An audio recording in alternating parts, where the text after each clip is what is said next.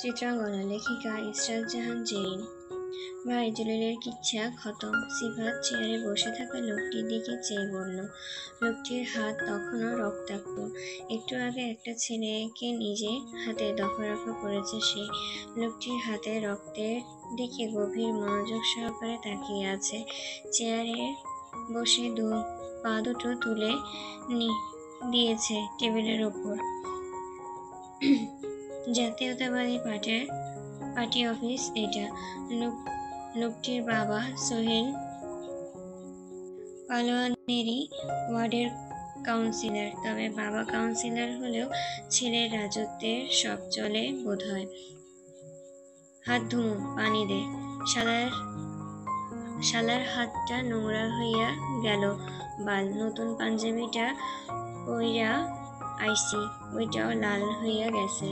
বালডারে কেন যে এখন ধইরা আনলি? যা, পার্টি অফিসের লকারে আমার পাঞ্জাবি আছে, সাদা পাঞ্জাবি আর পায়জামাটা আন জলদি। লোকটির হাত মুখ ধুয়ে পোশাক পরিধান করলো। গায়ে একটা দামি ব্র্যান্ডের পারফিউম লাগিয়ে আবারও এসে বসলো চেয়ারে। এতক্ষণে খুনের সব প্রমাণ তার লোকেরা গায়েব করে ফেলেছে।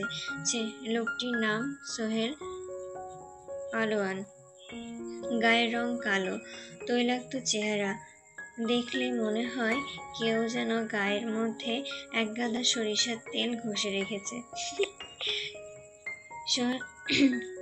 সোহানের গলায় বেশ অনেকগুলো ভারী মোটা স্বর্ণের চেন, হাতেও স্বর্ণের ব্রেসলেট। বাম হাতের 5 আঙ্গুলে 5টা মোটা স্বর্ণের আংটি। দেখেই আন্দাজ করা যায় এই লোক বেশ শৌখিন। স্বর্ণের উপর তার আলাদা একটা টান আছে, একটা গভীর আকর্ষণ আছে। বয়স 30-এর ঘরে। গালে চাপদাড়ি, বাম চোখের নিচে বরাবর হতে একটা কাটা দাগ আছে। দীর্ঘদেহী লম্বাটে কালো তাগড়া শরীরে সাদা পাঞ্জাবিটা কি অদ্ভুতভাবে ফুটে আছে। এইবার সিফাত। জলিল মইরা গেছে, তারে সহ তার বউ বাচ্চারে জিন্দা চিতায় পুরাইছি। আচ্ছা, তুই আসলেই কামের একটা পোলা। এই কারণেই তো তোরে আমার এত পছন্দ। ভাই কি যে কন, আপনার লাইগা জানডা বাইর কইরাও দিতে পারমু। আপনি তো সব আমাগোর। সোহানের মুখে সন্তুষ্টিজনক হাসি। তার নদীপথে ইম্পোর্ট এক্সপোর্ট ব্যবসা। তবে তার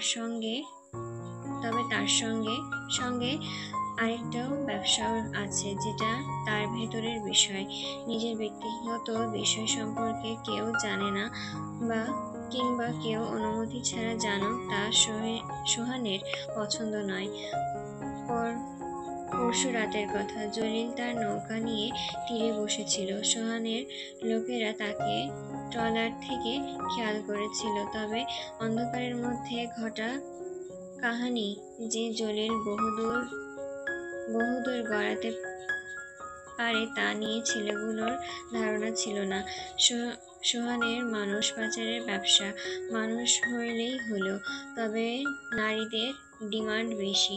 রাতে যখন ধরে আনা নারী, পুরুষ আর শিশু কিশোরদেরকে সোহানের লোকেরা ডিলারদের ট্রলারে উঠিয়ে দিচ্ছিল, তখন সেই দিকে চোখ পড়ে যায় তীরে বসে থাকা জলিলের। জেলেপাড়ার মানুষগুলোর মধ্যকার বেশিরভাগ লোকই সোহানের হয়ে কাজ করে। তবে জলিলটা পাড়ায় নতুন, তার উপর সাহস কত বড়!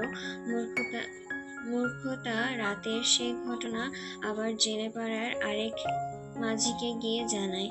তবে সে কি আর জানে ওই মাঝিও যে সোহানের লোক, যাকে এমনিতেও বাংলাদেশের জনসংখ্যা দিনের পর দিন বেড়েই চলেছে। 2-4টে মরলে দোষ নেই। সোহানের উঠে যায়, তার অনেক কাজ আছে। দেশের পরিস্থিতি এমনিতেই ভালো না, তার উপর আজকাল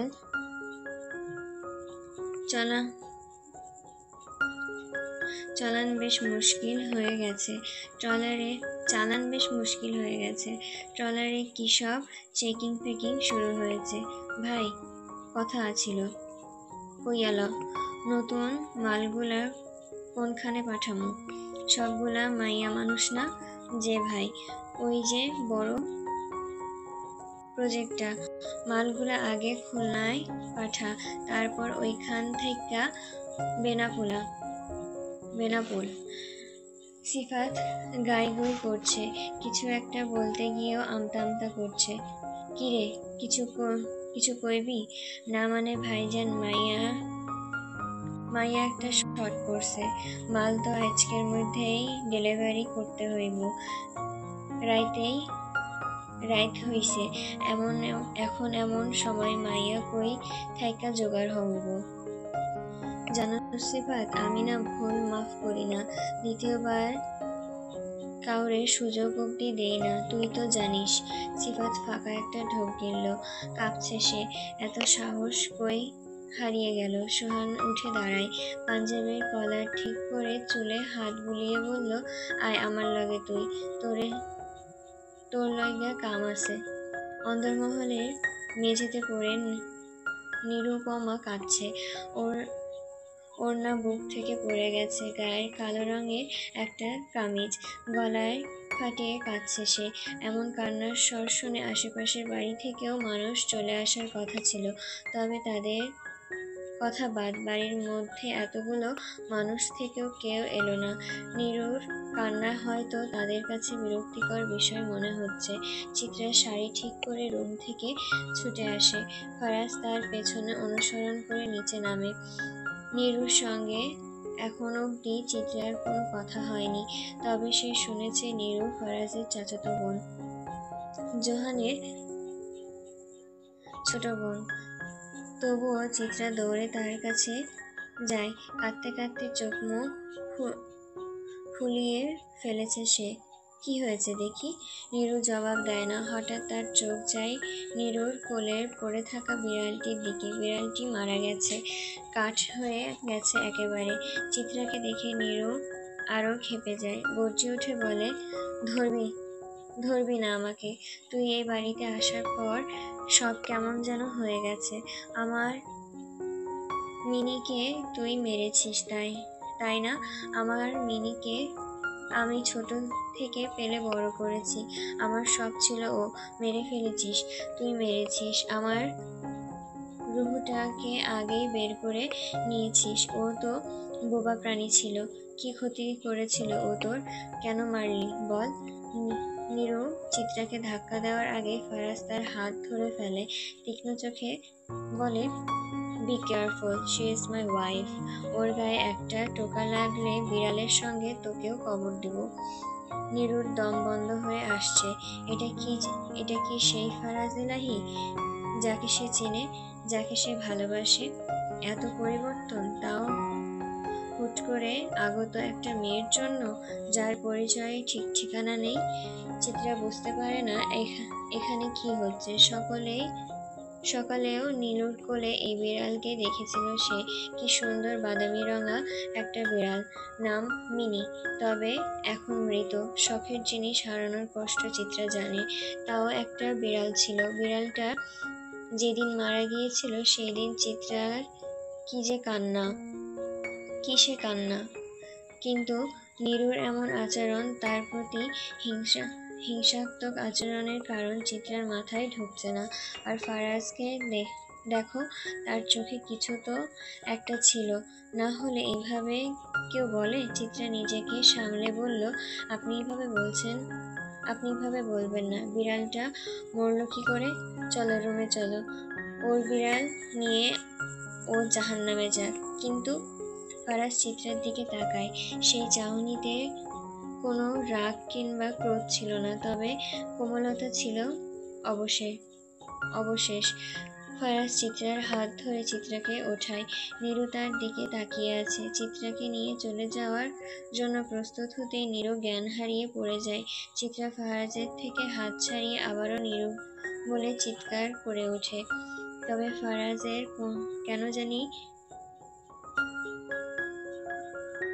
অরুর দিকে নজর ছিল না, তার নজর ছিল কেবল চিত্রার দিকে। আরে ও তো বেহুশ হয়ে গেছে। ফারাজ, আপনি ওকে একটু কোলে তুলুন, রুমে নিয়ে চলুন না। আমাকে কি চরিত্রহীন মনে হয় নাকি? আমি কেন অন্যের ভবিষ্যৎ বউকে কোলে নিব? তুমি অজ্ঞান হও, তোমাকে নিচ্ছি। ফারাজ, মেজাজ খারাপ করবেন না, মুড়ি খাও। চিত্রার মাথা ব্যথা করছে। দোতলার দিকে একবার সে তাকায়, একটা মানুষও রুম থেকে বের হচ্ছে না। চিত্রা গলা ফাটিয়ে নীলুফার মাকে একবার ডাক দেয়। মহিলা রান্নাঘরে নেই। কি হচ্ছে এসব? সবাই একসঙ্গে কোনো মিছিল ফিছিলে গেছে নাকি? চিত্রা করুণ দৃষ্টিতে ফারাজের দিকে তাকায়। ফারাজ চোখ ফিরিয়ে দেওয়ালে হেলান দিয়ে বাজায়। চিত্রা রাগ হয়, বাধ্য হয়ে সে একাই যায় নীলুকে তুলতে। তবে তার আগেই আরেকটা কণ্ঠ এসে কানে বাজে। নীরু, জোহান এসেছে। বাইরে কোথাও একটা গিয়েছিল সে, বাড়িতে মাত্রই এলো। পড়ে থাকা নীরুকে দেখে দৌড়ে আসলো সে। জিজ্ঞাসা করলো, কি হয়েছে চিত্রা ওর? চিত্রা জবাব দেওয়ার আগেই পাল্টা জবাব আসে। ভাবি হয়, ভাবি বলে ডাকবি। ফারদার চিত্রার নামটা মুখে আনলে জিভটা ছিঁড়ে তোকে রান্না করে খাওয়াবো। জোহান সে বিষয়ে জবাব না দিয়ে জিজ্ঞাসা করলো, ভাই নীরু এভাবে পড়ে আছে, তুমি কিছু করনি কেন? তুই এসে তোর বোনকে উদ্ধার করবি যে তাই। ফারাজ চিত্রার হাত শক্ত করে চেপে ধরে নিজের সঙ্গে যাওয়ার জন্য টান দিতেই সে হাত ছাড়ানোর জন্য ছটফট করে উঠল। ফারাজ ভ্রু কুঁচকে চিত্রার দিকে তাকিয়ে বলল, স্থির থাকতে পারো না? এত নড়াচড়া করলে তো ভবিষ্যতে ঠিকভাবে মানব সেবা করতে পারবো না মনে হচ্ছে। ফারাজ চিত্রাকে পাজাকোলা করে তুলে হাঁটা শুরু করে। যাওয়ার আগে জোহানকে উদ্দেশ্য করে বলে, অভিনেত্রীকে নিয়ে রুমে যা, কালকে একটা বিড়ালের বাচ্চা এনে দিস। চিত্রা চুপ হয়ে যায়, শুধু তাকিয়ে থাকে ফারাজের দিকে। ফারাজ তাকে দেখে মুচকি হেসে হিসিয়ে বলে উঠল, আজকের ফিজিক্যাল এক্সারসাইজটা বোধহয় করতে হবে। Do you know physical exercise is good for health? আগুন সুন্দরী। রুমের ছিটকিনি লাগিয়ে ফারাজ চিত্রার দিকে এগিয়ে আসে। চিত্রা হাঁটুর ভাঁজে মুখ গুজে বসে আছে, কথা বলছে না। তেজি রূপে ফারাজের সঙ্গে তর্ক করছে না। ফারাজ এসে তার পাশে বসলো, বলল, আমি তোমাকে ভালোবাসি চিত্রা, অনেক বেশি ভালোবাসি। নিজের ভালোবাসার মানুষকে অন্যের কি করে হতে দিতাম বলো? তাই জোর করে বিয়ে করতে বাধ্য হয়েছি। জানি আমি তোমার চোখে খারাপ, জঘন্য একটা মানুষ। তোমাকে তোমার ভালোবাসার মানুষের কাছ থেকে আলাদা করে দিয়েছি। হ্যাঁ, সব মেনে নিচ্ছি আমি। তবে আমি তোমার সোহাগের মতন বেঈমান নই। আমার ভালোবাসায় ছলনা নেই। চিত্রা মুখ তুলে তাকায়। কি বলতে চাচ্ছেন আপনি? আপনাকে তো আমি ওই রাতের আগে দেখিওনি। তাহলে কিসের ভালোবাসা? আর সোহাগকে বেঈমান বলার রাইট কে দিয়েছে আপনাকে? আর আপনি না বিদেশে ছিলেন? বিদেশে থাকা একটা ছেলে বাংলাদেশের একটা মেয়েকে ভালোবাসে, যে মেয়ে তাকে চেনে না অব্দি? তাও যে মেয়ে কোনো মূল্য নেই, যে মেয়ের মামির হাতে মার খেয়ে খেয়ে শরীর কালো বানিয়ে ফেলেছে, তাকে ফারাজ এলাহি ভালোবাসে? জানতে চাও? তাহলে শোনো, আজ থেকে আরো 3 বছর আগে তোমাকে দেখেছিলাম আমি। জরুরি একটা কাজে দেশে ফিরতে হয় আমাকে। কাজটা বাজিতপুরেই ছিল। সেই দিন বাজিতপুরেই একটা আগুন সুন্দরী আমার নজর কাড়ে। বিদেশের সাদা চামড়াও যে ফারাজের দৃষ্টি দখল করতে পারেনি, তার চেতনা দখল করে বসেছিল ওই যে মেরুন কামিজ পরা সেই চিত্রাঙ্গনা নামক মেয়েটি। তবে কাজ শেষে আমাকে তাড়াহুড়োয় আবার ডেনমার্ক চলে যেতে হয়। তবে মন থেকে কিছুতেই তো তোমাকে মুছতে পারছিলাম না। বারবার চোখের সামনে সেই নারীর ছবি। বাড়ির সামনে গাছগুলোতে পানি দিচ্ছিল মেয়েটা। সেই দিন থেকেই তুমি আমার নজরে ছিলে। মনে মনে ঠিক করে রেখেছিলাম, বিয়ে করলে তোমাকেই করব। আমার তোমাকেই চাই। শুরু হয় তোমার উপর নজর রাখা। লোক লাগিয়েছিলাম নজর রাখার জন্য, তবে যখন জানতে পারি 1 বছরের মাথায় সোহাগের সঙ্গে তোমার সম্পর্ক শুরু, তখন যে কষ্টটা আমি পেয়েছিলাম তা তোমার কষ্টের চেয়ে নিতান্ত তুচ্ছ। চিত্রা আবারও অবাক হলো না, কারণ সে আগেই জানতো ফারাজ এলাহি সেই দিন রাতে এমনি তো আর বাড়িতে এসে উপস্থিত হয়নি। সোহাগকে বেঈমান বলার কারণটা বলতে খারাপ লাগছে। তুমি যে সোহাগকে এতদিন বিশ্বাস করতে, ভালোবাসতে, সেই সোহাগই তলে তলে মিজান সাহেবের কাছে তোমায় বিক্রি করে দিয়েছিল। মিজানের কাছে তোমার খবরটা সেই পৌঁছে দেয়। আরেকটা বিষয়, সোহাগ তোমাকে কখনো ভালোবাসেনি, কেবলই ফেলনা পুতুল ছিলে তুমি তার কাছে। সোহাগ অন্য কাউকে ভালোবাসে। মেয়ের পরিবার অনেক বড়লোক, শুক্রবারে ওদের বিয়ে হবে। ফারাজ প্যান্টের পকেট থেকে একটা নিমন্ত্রণপত্র বের করে চিত্রার হাতে দেয়। সোহাগের বিয়ের নিমন্ত্রণপত্র। দ্রুতই আমরা তোমার মামার বাড়ি যাব। সোহাগকে তো আমার একটা বড়সড় ধন্যবাদ দেওয়া বাকি। সেই বাটপারি না করলে আমি তোমাকে কি করে পেতাম? আর মজার বিষয় হচ্ছে, মিজান সাহেবকে যখন আমার লোকেরা সোহাগের সঙ্গে দেখে, তখন থেকেই সন্দেহ আমার বেড়ে যায়, কারণ লোকটাকে এবং কি করে তা আমার ভালো মতোই জানা ছিল। তাই তার উদ্দেশ্য বুঝতে এলাহির সময় লাগেনি। চিত্রা ভ্রুকুচকে জিজ্ঞাসা করলো, আপনি কি করে জানলেন আমার বিয়ে মাঝরাতেই হবে? কারণ এই বিষয়ে তো আমি নিজেই জানতাম না। কারণ মিজান সাহেবের বিয়ের সাক্ষী হিসেবে যে লোক ছিল, সেও আমার লোক। তোমার বিষয়ে ওদের পরিকল্পনা জানা মাত্রই আমি ইমার্জেন্সি ফ্লাইটে দেশে ফিরি। এয়ারপোর্ট থেকে সোজা তোমার কাছে যাই। এখনো প্রশ্ন বাকি আছে? থাকলে করতে পারো, তবে মনে রাখবে বিগত 3 বছর যারা ফারাজ এলাহির কলিজাটার দিকে নজর দিয়েছে, তাকে কষ্ট দিয়েছে, তাকে ফারাজ এলাহি কিছুতেই ক্ষমা করবে না। চরম শাস্তি পাবে এক একজন। রাত 10টা বাজে। নীলুর ছোট ভাই হাফেজ এখনো বাড়ি ফেরেনি। সাধারণ মাদ্রাসা শেষে মা নিজেই তাকে নিয়ে আসেন, কিন্তু আজ এলাহি বাড়িতে কাজে ব্যস্ত তিনি। রুমানা তাকে কি একটা কাজ দিয়েছে, ফিরতে দেরি হবে। রান্না শেষ করে কিছুক্ষণ অপেক্ষা করলো নীলু। মাও নেই, ভাইয়েরও কোনো খবর নেই। সময় যত গড়াচ্ছে, তার ভেতরের অস্থিরতাও তত বাড়ছে। বাধ্য হয়ে হাতের পুরনো বাটন ফোনটা টর্চ জ্বালিয়ে বেরিয়ে পড়লো। পরনে কালো বোরখা। তাদের পাড়ার দিনে লোকজন থাকলেও রাতে একেবারে ফাঁকা হয়ে যায়। বড় রাস্তা পার হয়ে সরু অন্ধকার পথটায় পা রাখতেই নীলুর গায়ে কেমন যেন শিহরণ খেলে গেল।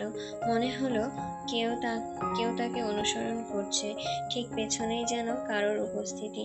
পেছনে তাকানোর সাহস পেল না সে, বরং হাঁটার গতি বাড়িয়ে দিল। কিন্তু যত দ্রুত চলতে লাগলো, পেছনের অনুভূতিটাও ততটাই প্রবল হয়ে উঠল। বুকের ভেতরে ধুকপুকানি বেড়ে গেল। হঠাৎই থমকে দাঁড়ালো নীলু। এভাবে ভয় পেয়ে দৌড়ালে চলবে না। এটা যদি তার কল্পনা হয়, তাহলে অযথা আতঙ্কিত হওয়ার দরকার নেই। কিন্তু যদি সত্যি কেউ থাকে, সাহস সঞ্চয় করে ধীরে ধীরে পেছন ফিরে টর্চের আলো তুলল সামনের দিকে। মুহূর্তে তার শরীর জমে গেল। আলো ফুটে উঠল এক অচেনা ছায়ামূর্তি। গলা শুকিয়ে গেলেও নিজেকে সামলে নীলু জিজ্ঞাসা করল, কেডা আপনি? নারী পুরুষের অর্ধাঙ্গ, মা বলতেন।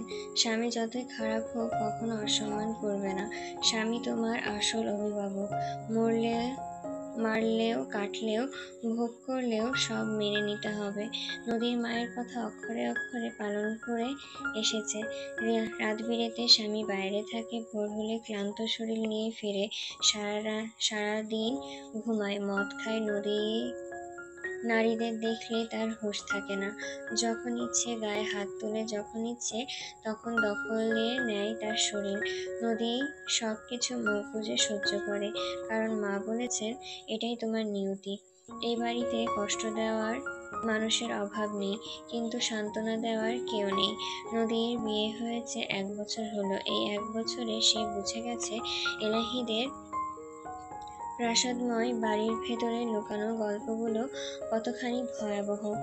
যখন তার প্রস্তাব এসেছিল নদীর মধ্যবিত্ত পরিবারে, তখন বিস্ময়ে বিস্মৃত হয়েছিল। তারা ভাবেনি যে এত বড় ঘরের ছেলে তাদের দরিদ্র পরিবারের মেয়েকে বিয়ে করবে। নদীর বাবা দর্জি ছিলেন। সারা জীবন সুই সুতোর মধ্যে কাটিয়ে দিয়েছেন। গোটা পরিবারটা কাপড় সেলাই করে জীবন চালাতো। পারিবারিক পেশা যাকে বলে। এসএসসি পর নদীর পড়াশোনা বন্ধ হয়ে যায়, কারণ সংসারের পেট চালানোর জন্য বইয়ের পাতা নয়, সুই সুতা ধরাই ছিল জরুরি। তবে যখন নদী জানে কেন এলাহিরা তাদের দরজায় এসেছিল, সে জানে কেবল একজনের বউ নয়, একজন নির্বাক দাসী চেয়েছিল তারা। বিয়ের জীবনে প্রথম রাতটা কষ্টের দাগ এঁকে দিয়েছিল নদীর মনে। লাল বেনারসিতে সজ্জিত হয়ে গয়নায় সেজে অপেক্ষা করছিল সে। স্বপ্ন দেখছিল নতুন জীবনের, কিন্তু সেই রাতে সে বুঝে গিয়েছিল স্বপ্ন আর বাস্তবের মাঝে বিস্তর ব্যবধান। রজন সেই রাতে আসেনি, তার মুখ পর্যন্ত দেখেনি নদীর। বিয়ের 1 সপ্তাহ পার না হতেই সে জানতে পারে রজন বাসর রাতে তার পাশের ঘরেই ছিল, তবে তার পাশে নয়, অন্য কারোর, বাড়ির একজন কাজের মেয়ের সঙ্গে। মেয়েটিকে নদী একবার দেখেছিল, পরে আর কখনো খোঁজ পায়নি। এলাহিদের এই বাড়িতে কে কবে আসে, কে কবে হারিয়ে যায়, তার হিসেব কেউ রাখে না। রজন দেখতে অসাধারণ। আল্লাহ যাকে দেয় তাকে সব দিক থেকেই দেয়। মেয়েরা রজনের টাকা আর চেহারা দেখেই সঙ্গ দিতে রাজি হয়ে যায়, তবে সব মেয়েরা আবার এমন নয়। নদী এই বাড়ির বড় বউ হলেও বয়সে সে মোহনার চেয়েও ছোট। রজনের 4 নম্বর স্ত্রী সে, তবে মোহনার মতন সুন্দরী নয়, যে মোহনার মতন শুদ্ধ করে কথা বলতে পারে না, সাজতে পারে না, স্টাইলও করতে পারে না। তার কাছে ফ্যাশন মানে ওইটা একটা শাড়ি পরা, হাতে মোটা মোটা চুড়ি আর বড়জোর হাত পা দুটোতে আলতা রাঙিয়ে চোখে নিচে কাজল রেখা মুটিয়ে দেওয়া। রজনের 4 নম্বর স্ত্রী নদী। স্বামীকে কখনো জিজ্ঞাসা করার সাহস হয়নি আগের 3 জনের সঙ্গে কি হয়েছিল, তারা কি বেঁচে আছে নাকি মারা গেছে। নদী যে বাচ্চাটিকে 1 বছর ধরে পালছে, তা নদীর 3 নম্বর সতীনের মেয়ে। ছোট্ট একটা পুতুল বলা চলে। নুরি নিজের মেয়ের মতন করে একে পালন করছে। নুরির কাছে থাকলে দুঃখকেও সহনশীল মনে হয় নদীর, তবে মাঝে মাঝে ফুক করে কাঁদতে ইচ্ছে হয়। আজকে 1 বছর হলো পরিবারের কারোর সঙ্গে দেখা হয় না, তার কথাও হয়নি। রজন বিয়ের পরদিনই জানিয়ে দিয়েছে, যদি ওই বাড়ি যাও তাহলে এই বাড়িতে ভুলেও পা রাখবে না। বিয়ের 2য় দিন স্বামীর বাড়ি থেকে পরিত্যক্ত হলে সমাজে নদীকে কোন চোখে দেখত, তার বাবা মায়ের অবস্থা কেমন হতো। তবে রজন 1 বছর ধরে নদীর পরিবারকে আর্থিকভাবে সাহায্য করছে। নদীর ছোট বোন পড়ালেখার খরচ দিচ্ছে, ভাইকেও বিয়ে করিয়েছে রজন, একটা চাকরির ব্যবস্থাও সে করে দিয়েছিল। দেখা সাক্ষাৎ না হোক, তবে নদী জানে তার পরিবার সুখেই আছে। যেই সুখটা নদী তাদের দিতে পারেনি, তা রজন দিচ্ছে। তাই কখনো নদীর সাহস হয়নি রজনের বিরুদ্ধে যাওয়ার, আঙুল তুলে তর্ক করার। এই বাড়ির নারীদের নীরবতাই আসল অস্ত্র। ভাবি আসবো? নদী ভালো করে শাড়ি দিয়ে শরীর ঢাকলো, মাথায় একটা ঘোমটা দিয়ে দরজার সামনে দাঁড়িয়ে থাকা চিত্রার উদ্দেশ্য করে বলল, আসো আসো, বাইরে কেন দাঁড়াইয়া আসো। চিত্রা রুমে ঢুকে চারপাশটা দেখলো। রুমটা একেবারে সাধারণভাবে সাজানো। ঘরের প্রতিটি আসবাবপত্র কাঠের তৈরি, তাতে আবার ডিজাইন করা। জমিদার একটা ভাব আছে। চিত্রা বিছানার উপর গিয়ে বসলো। একবার ঘুমন্ত নুরির দিকে চেয়ে বলল, নুরি, দেখতে একেবারে ভাইয়ার মতন হয়েছে, মাশাআল্লাহ একটা পরী। নদী মেকি হাসলো। ব্যথায় গা এখনো জ্বলছে। নদী অস্থির লাগছে। ভাইয়া কোথায়? উনি উনি কামে গেছে। রাতের বেলায়? হ, রাইতেই তো টেনাগর সব কাম। রাইতেই হাওরে জাল ফেলবো জেলেরা। ভোরে সেই মাছ আড়তে যাইব, আবার সেইখান থেকে কতখানে যাইব। তেনাগর সব ব্যবসা। তেনাগর তো সেইখানে থাকুন লাগবো, তাই না? চিত্রা জবাব দিল না। কিংসত থেমে বলল, অদ্ভুত কাজকর্ম, কিন্তু ফারাজ তো কাজে গেল না, বাড়িতেই তো আছে। নদী ভ্রু কুচকালো, প্রশ্ন করল, যায় নাই? ও, আসলে হে তো বিদেশের কারবার সামলায়। ওইখানে তার কাজ না থাকলেও এইখানে তার কাজ না থাকলেও থাকতেও পারে। আমি ঠিক কইতে পারি না। ফারাজ বিদেশে কিসের ব্যবসা করে? নদী থমকালো, নড়ে চড়ে বসে বলল, এই ব্যবসাই তো। দেশের বাইরে মাছের অনেক চাহিদা। বিভিন্ন দেশে দেশীয় মাছ রপ্তানি হয়। সেই সব বিষয় তদারকি করে ফারাজ। তবে তার নিজের বড় বউ রুমানা এলাহি এসেছেন। সচরাচর তিনি বউদের ঘরে আসেন না। জরুরি দরকার পড়লেই আগমন ঘটে তার। রুমানার শরীর ভর্তি স্বর্ণের গহনা। সারাদিন পান চিবাতে থাকেন। ওমা, ছোট বউ দেখি এখানেই আছে। তো আমার দুই বউ কি গপ্প করছে? চিত্রা মাথা ঠিক করে ঘোমটা টেনে দিয়ে জবাব দেয়, কিছু না আম্মা, এই তো নুরিকে দেখতে এসেছিলাম। আচ্ছা, আপনারা থাকেন, কথা বলেন, আমি এমনিতেও ঘুম পাচ্ছে। চিত্রা কেন জানি মনে হচ্ছিল তার শাশুড়ি নদী ভাবির সঙ্গে জরুরি কোনো কথা বলতে এ ঘরে এসেছেন। চেহারায় কেমন যেন একটা অস্থিরতা ছিল। তাই ইচ্ছে করে দুইজনের মাঝ থেকে উঠে যায়। ফারাজ বাড়ির গ্যারেজে গেছে। গাড়িতে কি একটা নাকি ভুল করে রেখে এসেছে, সেটাই আনতে গিয়েছে। চিত্রা রুমে গিয়ে আয়নায় নিজে একবার দেখলো। সোহাগ তাকে এত বড় ধোঁকা দিল, কিন্তু চিত্রার কষ্ট হচ্ছে না কেন? চিত্রার মন এখন আর সোহাগের জন্য ব্যাকুল হচ্ছে না কেন? তবে কি একেই মানুষের ঘৃণা বলে? হয়তো সোহাগের প্রতি তৈরি হওয়া ঘৃণাই চোখের জলে মাটিতে পড়তে দেয়নি। জীবনে একটা মানুষকে সে আপন ভেবেছিল, সেই লোকটাও তার সঙ্গে ছলনা করেছে। চিত্রার বাবা মাও তো তার সঙ্গে প্রতারণা করেছে। নিজেকে ওপারে বসিয়ে তামাশার জন্য তাকে ফেলে রেখে গিয়েছে। না জানি মৃত্যুর আগ পর্যন্ত তাকে আর কি কি সহ্য করতে হবে। চিত্রার হুট করে ফারাজের কথা মনে পড়লো। আচ্ছা, ফারাজ কি সত্যি তাকে ভালোবাসে? ভালোবাসে বলেই কি সে রাতে সর্বনাশ হতে রক্ষা করেছে তাকে? আচ্ছা, এক দেখায় আদৌ কি ভালোবাসা হয়? চিত্রার গায়ে শাড়ির দিকে তাকায়। এটাকে কি রং বলবে? Peach colour? বিয়ের আগে কখনো শাড়ি পরেনি, সেই শাড়ি সামলানোর যুদ্ধ করার চেয়ে কঠিন। কখন কার সামনে খুলে যায়। ছি, কি লজ্জা।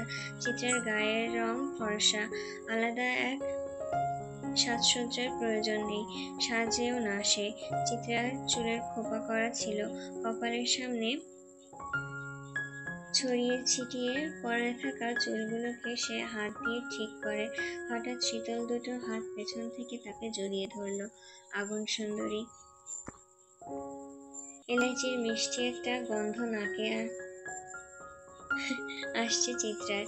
এই গন্ধ বোধহয় 100 হাত দূর থেকেও পাওয়া যাবে। অনেক স্ট্রং একটা গন্ধ।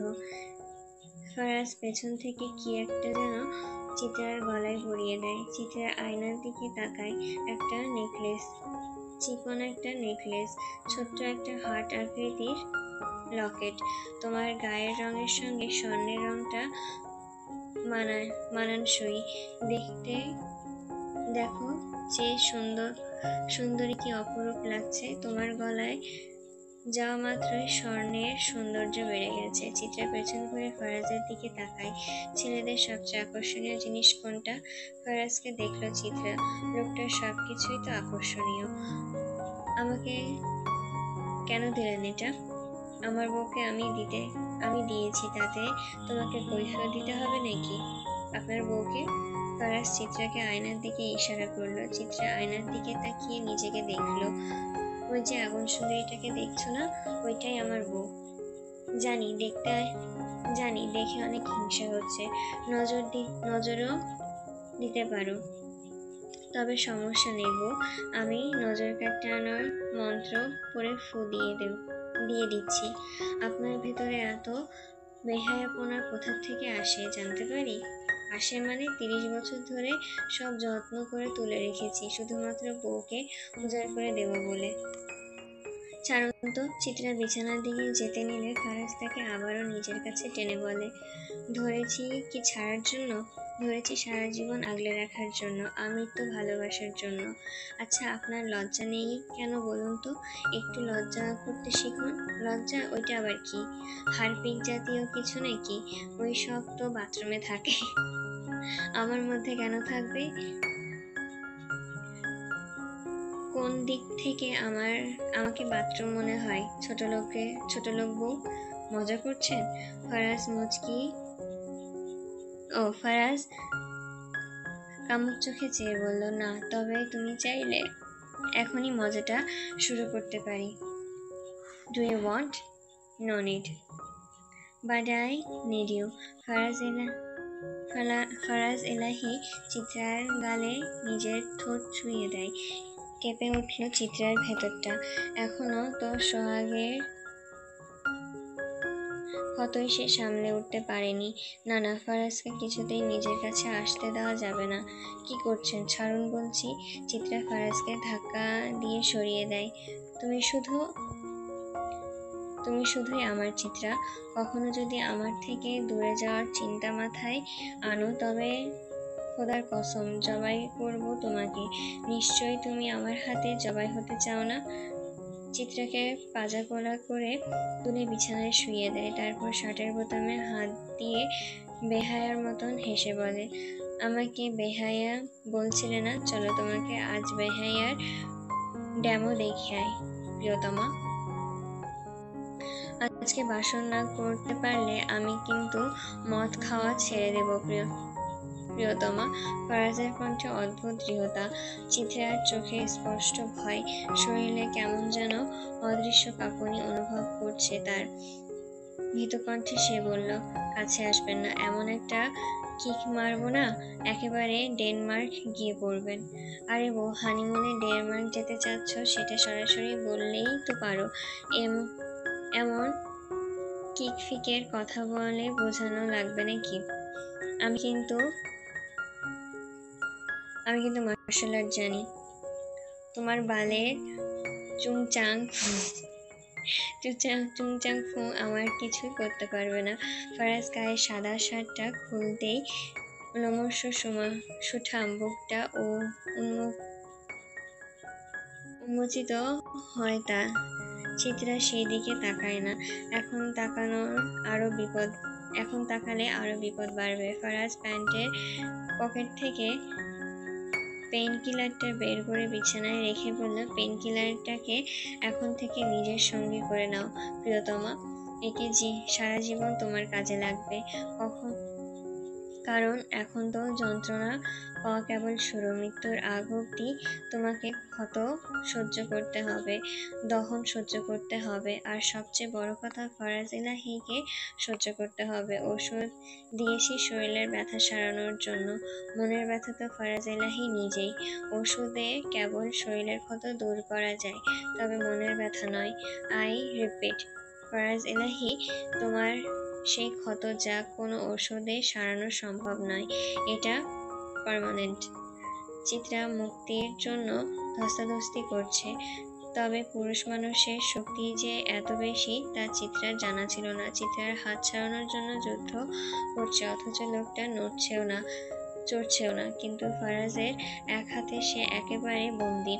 কি সুন্দরভাবে এক হাত ব্যবহার করে তার দুই হাতকে নিজের আয়ত্তে রেখেছে লোকটা। উফ, তুমি বেশি নরো। চিত্রা এবার সহ্য করতে না পেরে গর্জে উঠল, দেখুন, আমার কাছে আসলে আপনাকে আমি খুন করব। চিত্রার চোখের ওপর চুলগুলো ছড়িয়ে ছিটিয়ে রয়েছে। ফরাজ চিত্রার গালে হাত বুলিয়ে চুলগুলো চোখের ওপর থেকে সরিয়ে বলল, লিখব তোমার হাতে আমি আমার মরণ। ফরাজ! ধরলাম না, ছুঁলাম না, তবুও চিৎকার। ওহ মাই গড! ফরাজ কথা না বাড়িয়ে চিত্রার কপালে একটা আলতো চুমু বুলিয়ে দেয়। আক্রমণ নেই সেখানে, কেবল সবটা জুড়ে আছে মাতাল করা তৃষ্ণা। চিত্রা পাথর হয়ে যায়।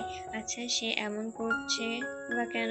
হুট করে চিত্রাকে এমন স্তব্ধ হতে দেখে ফরাজ নিজেও কিছুটা ভ্রু কুঁচকায়। হঠাৎ চিত্রাকে কি ভেবে টালমাটাল চোখে বলে উঠল, ছোবেন না আমাকে, আমি সোহাগকে ভালোবাসি। ফরাজ মুখ তুলে একবার চিত্রার দিকে তাকালো, তার চোখে আগুন জ্বলে উঠল। চেহারায় দীপ্তি মুহূর্তে মলিন হয়ে গেল। দাঁতে দাঁত পিষে চিত্রার গাল চেপে ধরল সে। আঙ্গুল গভীরভাবে ঢুকে গেল কোমল গালের মধ্যখানে। তুই শুধু আমার, তোকে কেবল আমি স্পর্শ করব, তোর মুখ দিয়ে কেবল ফরাজ এলাহির নামই বের হবে। বলে দিচ্ছি,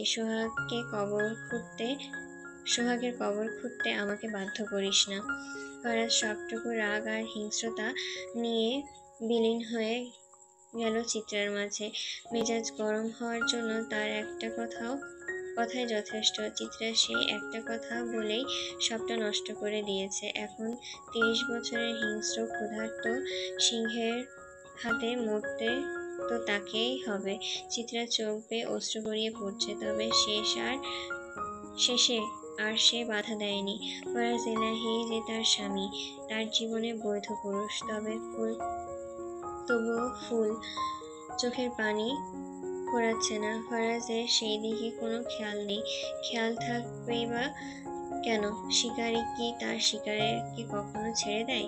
শিকারীর মনে মায়া থাকতে নেই। মায়া থাকলে পেট চলবে কেমন করে? ট্রলারের কাঠের পাতাতনে বসে গরম চায়ে কাপে ঠোঁট ছোঁয়ালো সোহান।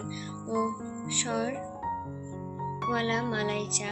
আকাশটা আজ মেঘাচ্ছন্ন, চারপাশে গুমোট এক অন্ধকার। আকাশের গায়ে ঝুলছে ভারী কালো মেঘ। বৃষ্টি নামার অপেক্ষায় পুরো প্রকৃতি থ মেরে আছে। বাতাসের ভেজা লবণাক্ত গন্ধ।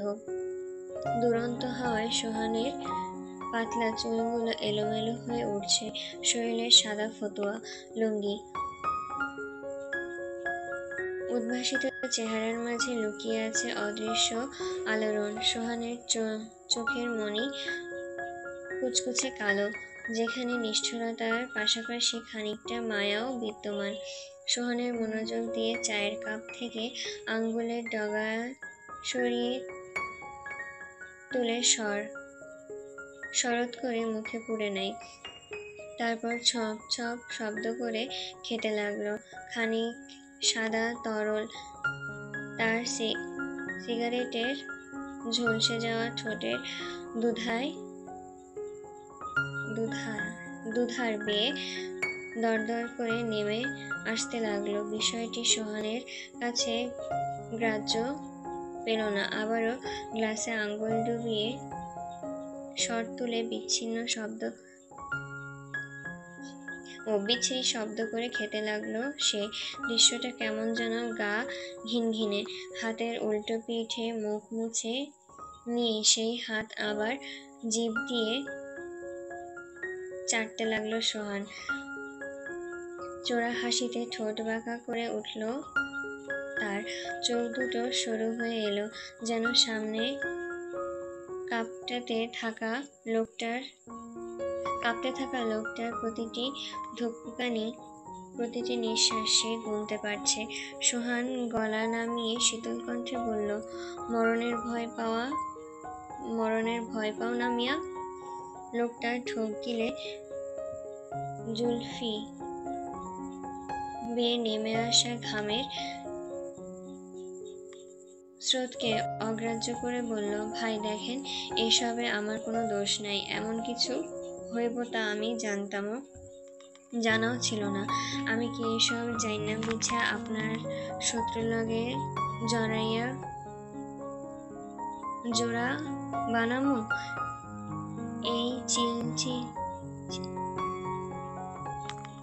চিনলেন আমার ভাই? সোহান ফ্যাক ফ্যাক করে হাসলো। সেই হাসিতে ছিল বিদ্রুপ আর তাচ্ছিল্য।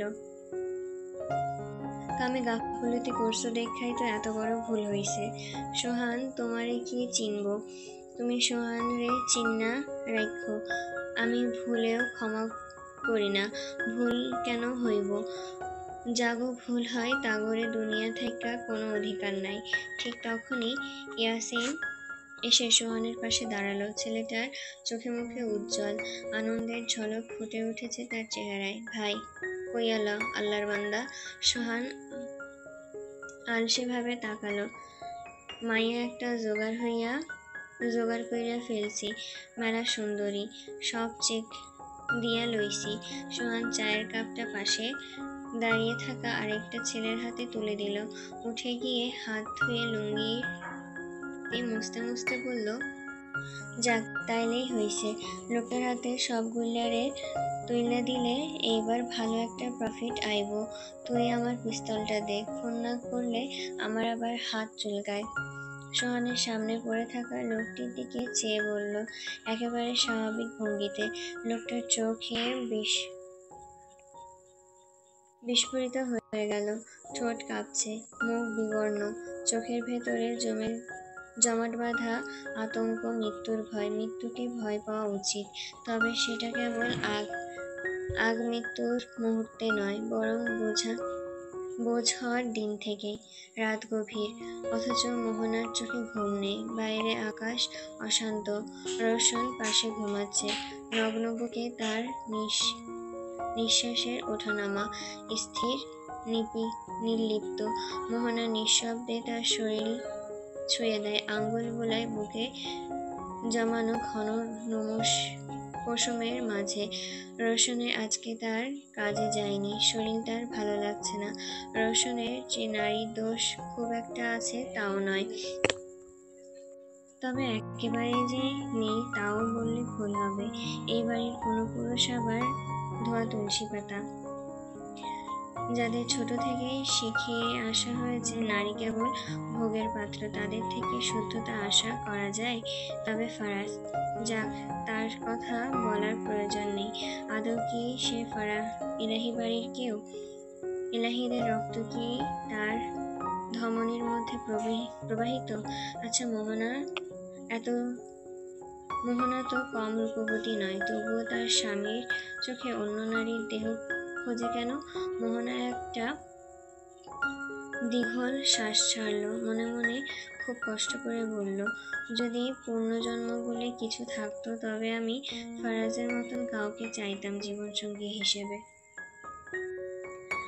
বিয়ের 5 বছর পার হয়েছে, অথচ শূন্যকুলের ভার তার হৃদয়ে বেড়েই চলেছে। মা হতে ইচ্ছে করে। প্রতিবার যখন আশা জন্ম নেয়, নিষ্ঠুর পরিহাসে তার নিভে যায়। যদি চাইলে সব পাওয়া যেত, তাহলে পৃথিবীতে এত দুঃখ অভাগা থাকতো না। মোহনা রোশনের হাত দুটোর দিকে একবার তাকায়। এই হাত কত পাপ লিখা। এই পাপের কোনো অন্ত নেই। এই পাপ মৃত্যুর আগ পর্যন্ত এভাবেই চলবে। মোহনা আপন বলতে কেউ নেই, কেবল একটা অতীত আছে, কিন্তু সেই অতীত সে ভুলে গেছে। বেঁচে থাকতে হলে অতীত ভুলতে হয়। তবে তার একটা বান্ধবীও আছে, নাম তার নিশি, যার সঙ্গে বহুদিন কথা হয়নি। শেষবার একটা মেল করেছিল নিশি। মোহনা রিপ্লাই দিতে পারেনি। সেই দিন রওশনের রাগের বশে তার হাতের ফোনটা ভেঙে ফেলেছিল। সেই থেকে আর যোগাযোগ নেই। নিশির দুটো বাচ্চা আছে। পরিবার সহ নরসিংদী থাকতে হতো। ইদানিং মেয়েটার সঙ্গে কথা বলতে ইচ্ছে হয়। মোহনা রওশনের বুক থেকে উঠে বারান্দায় গেল। বারান্দায় গিয়ে সিগারেটের প্যাকেট থেকে একটা সিগারেট বের করে ঠোঁটে চেপে ধরল মোহনা। প্রথম টানটা নিতেই ধোঁয়া মিশে গেল রাতের হাওয়ায়। সমাজের চোখে এটা পাপ, ঈশ্বরের দৃষ্টিতে শাস্তিযোগ্য অপরাধ। কিন্তু পুরুষ যদি নেশার দৃষ্টি ভুলতে পারে, তবে নারী কেন পারবে না? পুরুষের জন্য যা স্বাভাবিক, নারীর জন্য তা পাপ কেন? খোলা বাতাসে কিছুক্ষণ দাঁড়িয়ে থাকে সে। কোঁকড়ানো চুল পিঠ ছুঁয়ে আছে, নীল জর্জেট শাড়ি ভাঁজে ফর্সা শরীরটা, রেখাগুলো স্পষ্ট। হাতে সিগারেটটা ফেলে এক দীর্ঘ নিঃশ্বাস ছাড়ল সে। রুমে এসে আয়নার সামনে গিয়ে দাঁড়ালো। কপাল থেকে টিপ খুলে আয়নার গায়ে সেটিয়ে দিল। তারপর ঠোঁটে গাঢ় মেরুন লিপস্টিক ছোঁয়ালো। আচ্ছা, কত তারিখ? ক্যালেন্ডারের পাতায় চোখ বুলিয়ে দেখল মোহনা। 27/3/2022। মোহনা বাঁকা হাসল। তারপর দেরি না করে গোসলে চলে গেল। গোসলের আগে কেন জানি তার গাঢ় করে লিপস্টিক দিতে খুব ইচ্ছে করে বিধায় সে দেয়। নিজেকে আর কত বেঁধে রাখবে? রাত 2টা পেরিয়ে গেছে। বাইরে ঝড়ের দাপট প্রকৃতির অস্থির রাগ প্রকাশ করছে। উত্তরের জানালাটা খোলা, বাতাসের ঝাপটায় সেটি বারবার দেওয়ালে আঘাত করছে, ঝনঝন শব্দ তুলে। একটা কাঁপন ধরিয়ে দেওয়ার অসহ্যকর শব্দ। ফারাজ উপুড় হয়ে ঘুমিয়ে আছে। কালো ট্রাউজার পরা দেহটা শিথিল, নিঃশ্বাস ভারী। দুহাতে শক্ত করে জড়িয়ে রেখেছে কোলবালিশটাকে। রাত কিছু না ধরে তার ঘুম হয় না। গত কাল কোলবালিশ ধরেই ঘুমাতে হয়েছে। যদিও এখন একটা বিয়ে করেছে, তাও শান্তি নেই।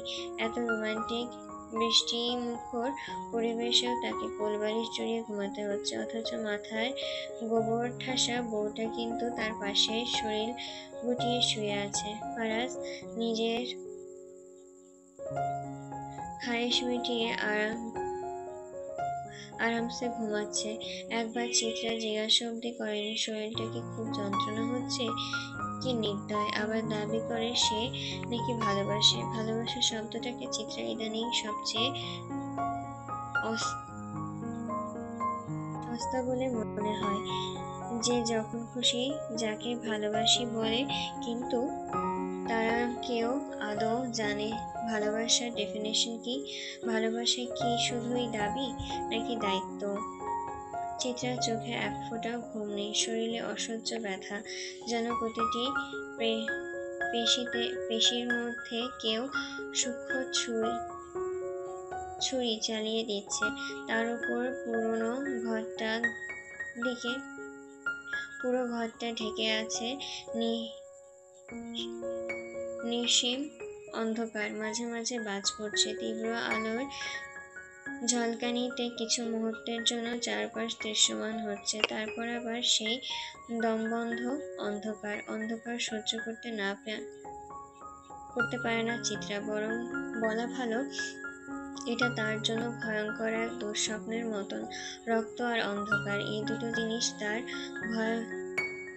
ভয়াবহ ফোবিয়া।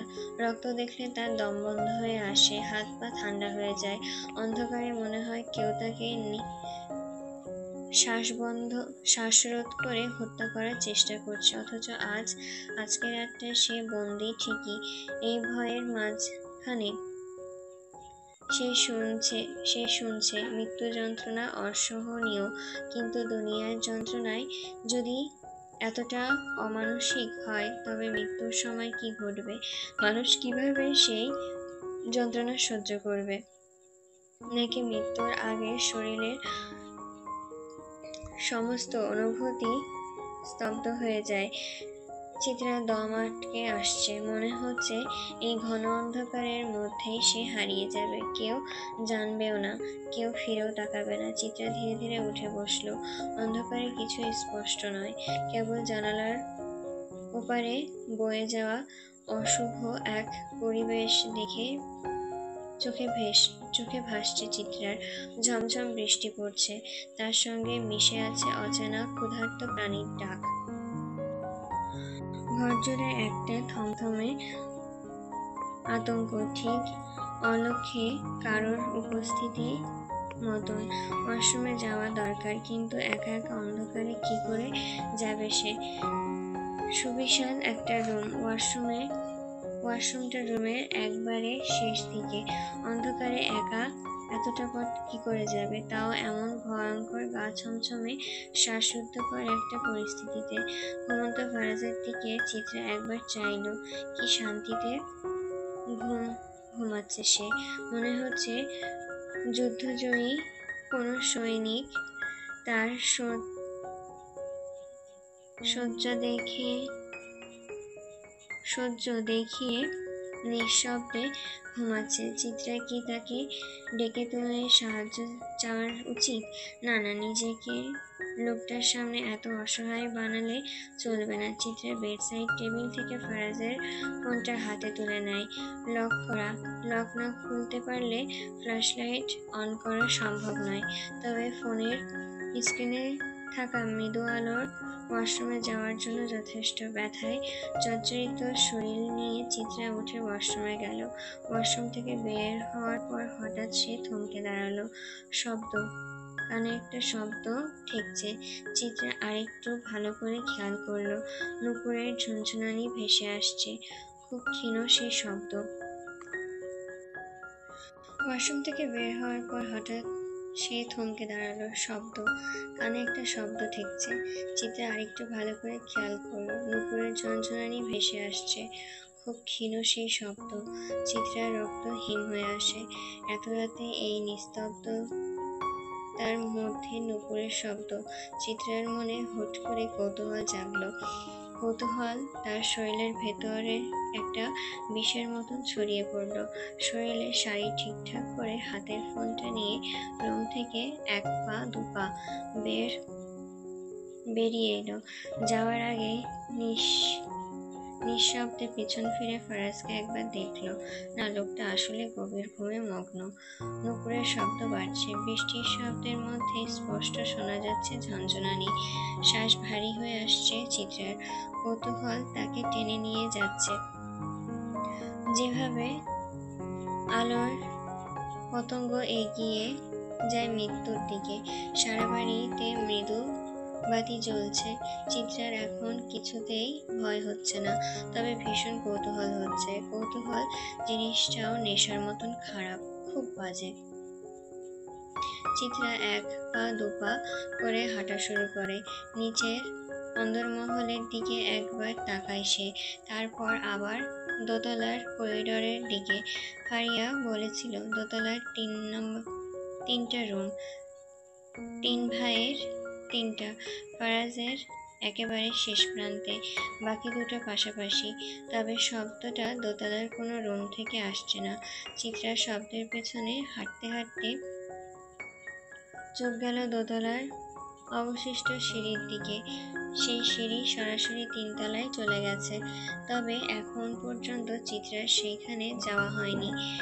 ফারিয়া কোথায় কোন রুমে আছে সকালে চিত্রাকে জানিয়েছিল, তবে 3 তলার বিষয়ে কিছু জানায়নি, এমনকি বলেওনি। তাই চিত্রাও কিছু আর জিজ্ঞাসা করেনি। তবে চিত্রার কেন জানি মনে হচ্ছে শব্দটা 3 তলা থেকেই আসছে। সেখানে কি যাওয়া উচিত, ভাবলো চিত্রা। তারপর আবারও এগিয়ে গেল। সিঁড়ির সামনে এসে হুট করে আবারও থমকে দাঁড়ালো। গানের শব্দ আসছে, মেয়েলি কণ্ঠস্বর। কে যেন সুরেলা গলায় রবীন্দ্রসঙ্গীত গাইছে। গানের সুর শুনে তো তাই মনে হলো, সুর কেমন যেন অপার্থিব। তবে কোন গানটা গাওয়া হচ্ছে তা ঠিক ধরতে পারছে না চিত্রা। ফারাজের ফোনের স্ক্রিন অন করে চিত্রা দেখলো 3টার কাছাকাছি বাজছে। ফোনের চার্জ নেই, 1%। না জানি কতক্ষণ ধরে 1% চার্জ দিয়ে কাজ চালাতে হয়েছে। যে কোনো মুহূর্তে ফোনটা অফ হয়ে যেতে পারে। 3তলার সিঁড়ি পুরো বিটখুটে অন্ধকারে ছেয়ে আছে। চিত্রা সাহস করে সিঁড়িতে এক পা রাখলো, তবে আরেকটা পা রাখতেই হুট করে বিদ্যুৎ চলে যায়। চারিদিকে মুহূর্তেই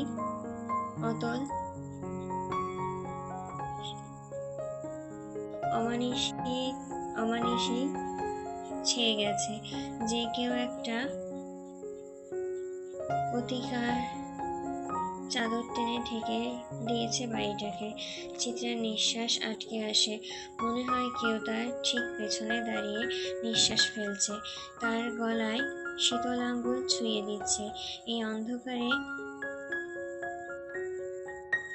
অন্ধকারে কেউ কি তাকে চুপি চুপি অনুসরণ করছে? কেউ কি তার কানের কাছে এসে ফিসফিস করে বলছে, পেছনে তাকাবে না? ভয়ে হাতের ফোন চালু করতে গিয়ে দেখে ফোনটা বন্ধ হয়ে গেছে। এখন চিৎকার করেও তো কেউ রুম থেকে বের হবে না। চারপাশ নিঃশব্দ। নুপুরের ঝনঝনানি গানের সুর। এখন মনে হচ্ছে